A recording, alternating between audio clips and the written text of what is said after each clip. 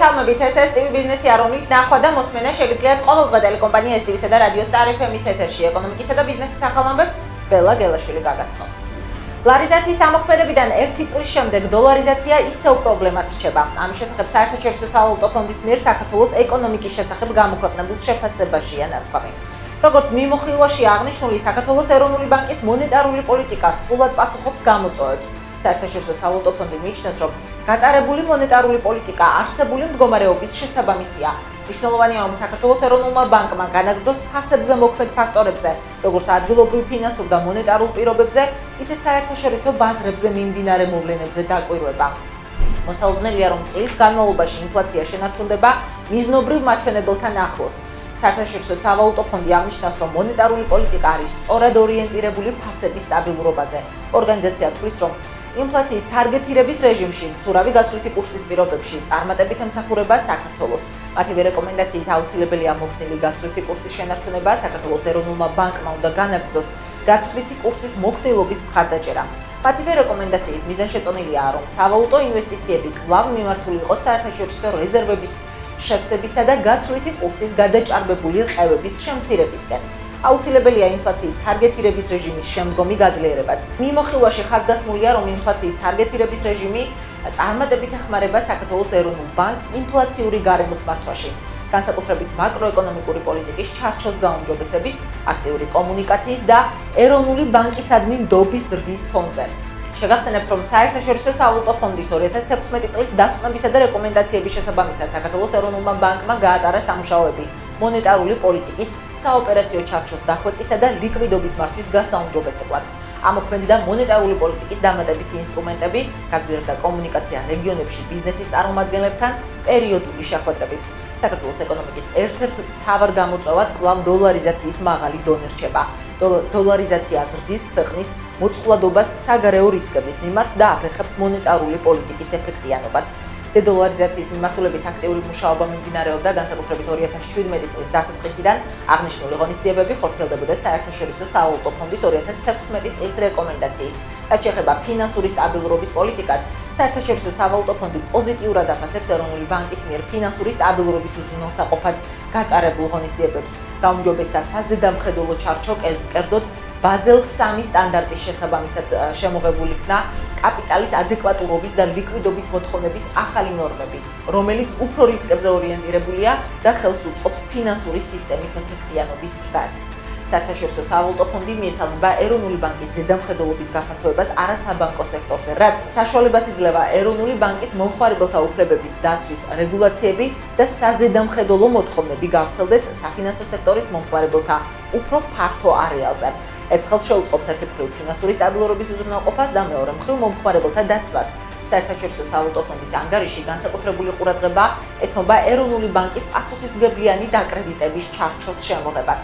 საერთაშორისო სავალუტო ფონდი განმარტავს, რომ ეს ცვლილება შეამცირებს შინამეურნეობების მზარდ საკრედიტო დავალიანებასთან დაკავშირებულ რისკებს. უკვე ძალაშია ცესხის მომსახურებისა და უზრუნველყოფის კოეფიციენტის მაქსიმალური ლიმიტები კაპიტალის მოთხოვნის კონტექსტში. ხოლო 2016 წლიდან განისაზღვრება ცესხის მომსახურებისა და უზრუნველყოფის კოეფიციენტის მაქსიმალური ლიმიტების ეფექტურად გავრცელება არასაბანკო სექტორებზეც.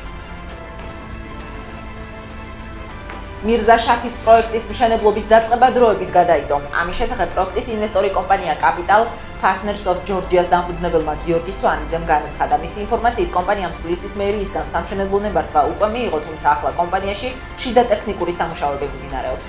მირზა შაფის პროექტის მშენებლობა ჯერ კიდევ 2017 წლის ბოლოს უნდა დაწყებულიყო, როგორც სვანიძე აცხადებს, შესაძლოა მშენებლობა მიმდინარე წლის სექტემბრიდან დაიწყოს. მანამდე კი მშენებელი კომპანიის შერჩევის ეტაპი მიმდინარეობს. კონსულტაციები საერთაშორისო მშენებელ კომპანიებთან იმართება. სვანიძე პროექტის გაჭიანურების მიზეზად არასაკმარის ფინანსებს გამორიცხავს და ამბობს, რომ საერთაშორისო საფინანსო ინსტიტუტთან სესხის გამოყოფასთან დაკავშირებით დეტალები ზუსტდება. Capital Partners of Georgia's დამფუძნებელი ჯერ კიდევ 2016 წლის სექტემბერში აცხადებდა, რომ პარტნიორებთან ერთად მირზა შაფის პროექტზე აქტიურად მუშაობდნენ ისტორიკოსები, ცნობილი არქიტექტორები, რათა პროექტი მაქსიმალურად ჩამჯდარიყო აბანუთუბანში ბოტანიკური ბაღის სიმწვანეში. პროექტში 60 მილიონამდე დოლარის ინვესტიცია ჩაიდება და 1200-მდე ადამიანი დასახლდება. დაგეგმილია 2 ოთხსართულიანი ტერასიანი შენობების, ბიზნეს ცენტრების, ბუტიკ ოტელების, სხვა ქვეყნის კულტურული სახლების, საგამოფენო დარბაზების მშენებლობა. კრიტიკოსები პროექტს აბანოთუბნის არქიტექტურისთვის შეუსაბამოდ მიიჩნევენ და ამბობენ, რომ ამ ტერიტორიაზე უსახური კუბების ფორმის ნაგებობების განთავსება მიუხედავია. წყნეთის სამადლოსა და წყნეთი ახალდაბის 4 კილომეტრიანი საავტომობილო გზის რეაბილიტაცია 29 მილიონ ლარზე მეტი დაჭდა. გზის რეაბილიტაცია მთლიანად დასრულებულია. გზის ეს მონაკვეთი 2015 წლის 13 ივნისის სტიქიის შედეგად დაზიანდა და მოსახლეობისთვის გადაადგილება ამ დრომდე პრობლემა იყო. გზის რეაბილიტაციაში ჩართულები იყვნენ უცხოელი ექსპერტები გერმანიიდან, თურქეთიდან, ავსტრიიდან და რუსეთიდან. რელიეფის სირთულიდან გამომდინარე მშენებლობის პროცესში მაქსიმალურად იქნა გათვალისწინებული უსაფრთხოების ნორმები. გაკეთდა სპეციალური ბადეები, რომლებიც აჩერებს დიდი ინერციით მოძრავ ლოდებს. დამონტაჟდა წინასწარი შეტყობინების სისტემები, რომლებიც უმნიშვნელო ქანის გადაადგილებაზე კი სიგნალს გადასცემს. გზის შემოსასვლელში და გასასვლელში დაყენებულ შლაგბაუმებს, რომლებიც ავტომატურად დაიკეტება. მშენებლობის პროცესში გამოკვლეული იქნა დამეცხრილი ფერდობების საიმედოობის კოეფიციენტი, რომელშიც მოიაზრება სეისმური ბიძგები რვაბალზე და ჰიდროლოგიური წნევები. მოხდა კვლევის შედეგად გამოვლენილი საეჭვო ზონების დაბურღვა და ქანების ანკერული გამართება. პროექტი ევროპის საინვესტიციო ბანკის დაფინანსებით განხორციელდა და მისი ღირებულება 29 მილიონ ლარს აღემატება. 2018 წლის 12 ივლისს საქართველოს საავტომობილო გზების დეპარტამენტი ტექნიკური საბჭოს სხდომის ფარგლებში დაინტერესებულ ორგანიზაციებთან შეხვედრას გეგმა. შეხვედრის მიზანია საავტომობილო გზების, ხიდების, გვირაბების და სხვა ტექნოლოგიურ პროცესებთან დაკავშირებული ინოვაციური მასალისა და ტექნიკური გადაწყვეტის განხილვა. საავტომობილო გზების დეპარტამენტი საგზაო მშენებლობაში ინოვაციური მეთოდების დასანერგად მზადაა სამშენებლო ორგანიზაციებთან ერთად იმუშაოს ახალ მიდგომებზე, რაც პროექტების ხარისხიანად, სწრაფად და ეფექტიანად შესრულებას უზრუნველყოფს. ყველა დაინტერესებულ ორგანიზაციას შეუძლია მათ მიერ შემუშავებული ან პრაქტიკაში უკვე გამოყენებული ინოვაციები წარმოადგინოს. დეპარტამენტი კი ამ მიდგომებს გზების, ხიდებისა და გვირაბების მშენებლობა რეაბილიტაციაში გამოიყენებს. დაინტერესების შემთხვევაში ორგანიზაციებმა უნდა მიმართონ საავტომობილო გზების დეპარტამენტს ელფოსტაზე info.georoad.g. წერილში მითითებული უნდა იყოს კომპანიის სახელი, საკონტაქტო ინფორმაცია და კომპანიის წარმომადგენლის სახელი და გვარი. შეხვედრაში მონაწილე ორგანიზაციებმა 10 წუთიანი პრეზენტაციაც უნდა წარმოადგინონ. საქართველოს ევროკავშირისგან ევროკავშირთან ღრმა და ყოვლისმომცველი თავისუფალი სავაჭრო სივრცის შესახებ შეთანხმების DCFTA-ის ხელმოწერის შემდეგ აგრარული დარგის განვითარების კუთხით მნიშვნელოვან დახმარებას იღებს. ამ შესახებ საქართველოს გარემოს დაცვისა და სოფლის მეურნეობის მინისტრმა ლევან დავითაშვილმა განაცხადა. მინისტრის შეფასებით წარმატებით ხორციელდება ევროპის სამეზობლო პროგრამა სოფლის მეურნეობის და სოფლის განვითარებისთვის ელპარდის სახელწოდებით ცნობილი. მინისტრმა ვრცლად ისაუბრა პროექტის მხრიდან ტექნიკური დახმარების მნიშვნელობაზე და ყურადღება გაამახვილა ცოდნის გაზიარებისა და საკანონმდებლო გარემოს გაუმჯობესების აუცილებლობაზე. პროექტი აღმოსავლეთის პარტნიორობამ მზად ვაჭრობისთვის EU for Business ინიციატივამ მიზნად ისახავს საქართველოსა და აღმოსავლეთ პარტნიორობის წევრი ქვეყნების მცირე და საშუალო საწარმოების კონკურენტუნარიანობის ამაღლებას და საერთაშორისო ბაზრებზე ექსპორტის ზრდის ხელშეწყობას. საქართველოში ეს პროექტი აგროგადამამუშავებელი სექტორის მცირე და საშუალო საწარმოების მოკვლევით დაიწყო. კვლევა ექსპორტის განვითარების ასოციაციასთან თანამშრომლობით ჩატარდა. გამოიკვეთა ევროკავშირის მიმართულებით 3 ყველაზე მაღალი საექსპორტო პოტენციალის მქონე ჯგუფი. ესაა თხილი, ხილისწვენი და ჩაი. მნიშვნელოვანია, რომ გამოკითხული კომპანიების 59% უკვე ახორციელებს ექსპორტს ევროკავშირის ბაზარზე, ხოლო კომპანიების 37%-მა ამ მიმართულებით გზაობა დააფიქსირა. საზოგადოებრივი მაუწყებელი მაივიდეოს მსოფლიო ჩემპიონატის მსვლელობისას პირველი და მეორე არხის ჩვენების შეწყვეტას თხოვს. ამის შესახებ ოფიციალურ განცხადებას პორტალი მაივიდეო.g აღწერებს. ამის გაკეთება მაივიდეოს კომუნიკაციების ეროვნულმა კომისიამაც მოსთხოვა, თანაც არა მხოლოდ ფეხბურთის მსვლელობისას, არამედ სრულიად. პორტალი ამ მოთხოვნის შესრულებას არ აპირებს და საქმის სასამართლოში გასაჩივრებას გეგმავს. მაივიდეოს მენეჯმენტმა სპეციალურ განცხადებაში განმარტა, რომ კანონით მაივიდეო არის ისეთივე ავტორიზებული ტრანზიტორი კომპანია, როგორიც არის მაგთი TV, Silk TV და სხვა საკაბელო და ციფრული ტელევიზია. არც ერთ მაუწყებელს მით უმეტეს საზოგადოებრივს, რომელიც ბიუჯეტის ფულით ფინანსდება და რომლის პირდაპირ მოვალეობაა მაქსიმალური ხელმისაწვდომობის უზრუნველყოფა, კანონის მიხედვით არ აქვს უფლება მოახდინოს განსხვავებული პირობების დაწესება რომელიმე ცალკეული ტრანზიტორისთვის. პორტალი ამტკიცებს, რომ საზოგადოებრივი მაუწყებელი მის დისკრიმინაციას ახდენს. მაივიდეოს ხელმძღვანელობა ამტკიცებს, რომ მას შემდეგ რაც საზმაო სარეკლამო ბაზარზე წვდომა შეძლო, მისთვის ინტერნეტ რეკლამის ბაზარის მიმზიდველი გახდა და კონკურენციის პირობებს არ ღვევს.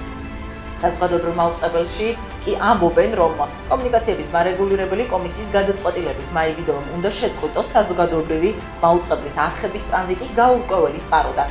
ტელეკომპანიის განცხადებაში წერია, რომ 2018 წლის ფეხბურთის მსოფლიო ჩემპიონატის ჩვენების ექსკლუზიურ უფლებას საკუთარ პლატფორმებზე, რომელიც არის ტელევიზია, ვებგვერდი, მობილური აპლიკაცია, ფლობს მხოლოდ საზოგადოებრივი მაუწყებელი, რომელიც სრულად უზრუნველყოფს მატჩების მაღალი ხარისხის ტრანსლირებას მთელი საქართველოს მასშტაბით ყველა შესაძლებელი საშუალებით. შესაბამისად, საზმაუს 13-ო საბჭოს განმარტებით ლოგიკას მოკლებულია მაივიდეო G-ის პოზიცია იდავოს იმ პროდუქციის ტრანზიტზე, რომელზე ლიცენზია მას არ ეკუთვნის. უფრო მეტიც, ამ აბსურდულ ინფორმაციას შეცდომაში შეყავს აუდიტორია და ემსახურება საზოგადოებრივი აზრით მანიპულირებას, ნათქვამია საზოგადოებრივი მაუწყებლის განცხადებაში. ჯანდაცვის სამინისტრო პოლიფარმაციის შემთხვევების, ანუ მედიკამენტების ჭარბად დანიშნვის პრევენციის მექანიზმს ნერგავს. მოქალაქეებს 16 ივლისიდან 5 და მეტი მედიკამენტის გამოწერის შემთხვევაში დანიშნულების გადამოწმება შეეძლებათ. განსაზღვრულია რამდენიმე კრიტერიუმი, რის საფუძველზეც გადამოწმდება ჭარბად არის თუ არა მედიკამენტი გამოწერილი. მათ შორის ყურადღება მიექცევა ხომ არ არის დანიშნული 2 ან მეტი ანტიბიოტიკი, ასევე ხომ არ არის ექიმის მიერ გამოწერილი ერთი და იგივე ჯენერიკი 2 ან მეტი სავაჭრო დასახელებით, ან ხომ არ არის დანიშნული ერთდროულად ერთი და იგივე ფარმაკოლოგიური ჯგუფის მედიკამენტები. ჯანდაცვის სამინისტროს რეგულირების სამმართველოს უფროსი ნათია ნოღაიდელი განმარტავს, რომ 2 ან მეტი ანტიბიოტიკი რეცეპტში მხოლოდ იმ შემთხვევაში იქნება ნებადართული, თუ მათი ორგანიზმში შეყვანის გზების სხვადასხვა დასალევი აბი იქნება ეს მალამო, ნემსი თუ სხვა. მოქალაქეებს ექიმის დანიშნულების გადამოწმება შეეძლებათ როგორც სოციალური მომსახურების სააგენტოს რაიონულ ფილიალებში დანიშნულების წარსდგენით, ისე ელექტრონული რეცეპტების სისტემაში.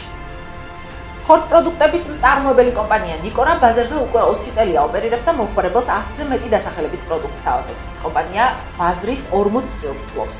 კომპანია ზაფხულის სეზონს ახალი შეფუთვით ხდება. ახალ შეფუთვაში პირველ ეტაპზე მხოლოდ სოსისებია წარმოდგენილი, თუმცა მალე ის ყველა პროდუქტს ახალ ეტიკეტს მოარგებს.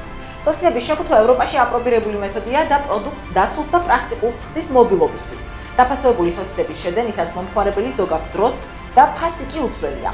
შეფუთული სოსისი საწარმოდან დახლამდე და დახლიდან სახლამდე გზას ისე გადის, რომ მასზე გარემოზე მოქმედება მინიმუმამდეა შემცირებული. გამარტივებულია შეფუთვაზე დატანილი ვადის კონტროლიც. შეფუთული პროდუქტი მაქსიმალურად ინარჩუნებს გემურთვისებებსაც. ნიკორას საზოგადოებასთან ურთიერთობის მენეჯერი ანა კოშაძე განმარტავს, რომ პროდუქტის გამოშვებამდე კომპანიამ ბაზარი გამოიკვლია და დააკვირდნენ მომხმარებლის ქცევას. რაოდენობის მზა ხორცპროდუქტებს ყიდულობდნენ ისინი უმეტესად. სწორედ ამის მიხედვით შეირჩა დაფასოების გრამაჟები. ამჟამად გაყიდვაშია ერთი და იგივე პროდუქტის რამდენიმე გრამაჟი. ცოტა ხნის წინ ნიკორამ საბავშვო ძეხვის ხაზი მინიცა ამოქმედა. ამ ეტაპისთვის მომხმარებელს მოხარშული ძეხვის ორ სახეობას თავაზობენ, ეს არის საქონლის და კაცნის ძეხვი. პროდუქცია ნაკლებად ცხიმიანი ნედლეულით მზადდება, არ შეიცავს ვურის ხორცს, გამოყენებულია სპეციალურად ბავშვებისთვის განკუთვნილი ავსტრიული კომბინირებული სუნელები. მინი რეკომენდირებულია მოზრდილებში, განსაკუთრებით დიეტური კვების დროს. კომპანია ცდილობს წარმოებაში ადგილობრივი ხორცი გამოიყენოს, ხორცის ადგილობრივი წარმოების სიმცირიდან გამომდინარე მოთხოვნას იმპორტირებული გივსებენ. კოშაძე ამბობს, თუ გაჩნდება ხორცის ადგილობრივი ფერმერული მეურნეობები, რომლებიც წარმოებას სტაბილურად და უწყვეტად მოამარაგებენ, კომპანია უპირატესობას ადგილობრივ ნედლეულს მიანიჭებს.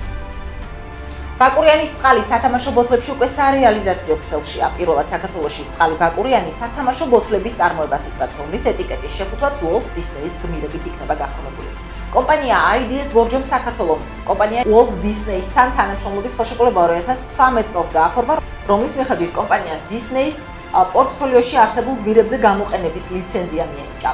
საბავშვო სეგმენტს ბაკურიანი მანამდეც ითვისებდა ციდას საწარმოო ხაზით. ბაკურიანის ბრენდ მენეჯერი სალომე ბეჟიტაშვილი განმარტავს, რომ ბაკურიანის სათამაშო ბოთლები 300 მილilitrიან სპეციალურ შეფუთვაში ბორჯომის ნომერ 2 ჩამოსმულ ქარხანაში ისხდება. ბაკურიანს IDS Borjom საქართველოს აწარმოებს, რომელიც საერთაშორისო კომპანია IDS Borjom International-ის წარმომადგენელი ნაწილია. კომპანიის პროდუქცია ბაზარზე წარმოდგენილია მინერალური წყლის შემდეგი ბრენდით: ბორჯომი, პიკანი და ბაკურიანი. სუპერმარკეტების ქსელის ფურშეტის გადახდის უუნარობის შესახებ შესაძლოა საქმის წარმოება დაიწყოს. ამის შესახებ თბილისის საქალაქო სასამართლოს სამოქალაქო საქმეთა კოლეგიის მოსამართლის თამარ ჭუნიაშვილის განჩინებაშია აღნიშნული. ფურშეტ ჯორჯიას მიმართ გადახდის უუნარობის საქმის წარმოების დაწყებაზე რითეილ კაპიტალ ჯორჯიას და სენატორის განცხადებას თბილისის საქალაქო სასამართლოს სამოქალაქო საქმეთა კოლეგია იცვლავს. Განცხადებლებმა სასამართლოს ჯერ კიდევ გასულ წელს მიმართეს მათი ინფორმაციით უშეც რითელ კაპიტალ ჯორჯიას მიმართ 7.85.323 ლარის, ხოლო სენატორის მიმართ 164.927 ლარის დავალიანება ჰქონდა. ამ დროისთვის ეს ჩემს ხელთ არსებული ბოლო ინფორმაციაა. თქვენ უყურებდით და უსმენთ STV ბიზნეს ბელა გელაშვილთან ერთად. ჩვენ თქვენი საიმედო მედია პარტნიორი და ბიზნეს კლიმატის ზუსტი მზომელი ვართ. წარმატებული ბიზნესი ჩვენთან ერთად გახდება. ახლა